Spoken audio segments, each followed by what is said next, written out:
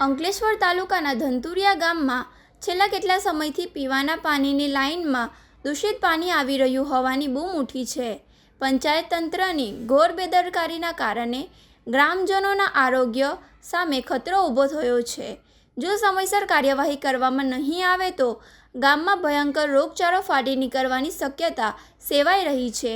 ગામના લોકોને શુદ્ધ અને સુરક્ષિત પીવાનું પાણી પૂરું પાડવું એ સરપંચ અને પંચાયતની પ્રાથમિક નૈતિક ફરજ છે. નિયમ મુજબ પાણીની ટાંકીની સમયાંતરે સફાઈ કરવી, પાણીના TDS અને ગુણવત્તાની તપાસ કરવી તેમજ નિયમિત ક્લોરિનેશન કરવું અનિવાર્ય છે.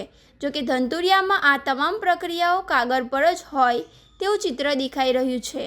પાઇપલાઇનમાં થતા લીકેજ કે જાળવણીના અભાવે ગંદુ પાણી લોકોના ઘર સુધી પહોંચી રહ્યું છે. સ્થાનિક રહીશો દ્વારા પંચાયત પર ગંભીર આક્ષેપો કરવામાં આવી રહ્યા છે. ગ્રામજનોનું જણાવ્યું હતું કે પાણીની ટાંકી લાંબા સમયથી સફાઈ કરવામાં આવી નથી. ક્લોરિનેશન પ્રક્રિયામાં ધરાર બેદરકારી દાખવવામાં આવે છે. દૂષિત પાણી પીવાના કારણે બાળકો અને વૃદ્ધોમાં બીમારી ફેલાવાનો ડર છે.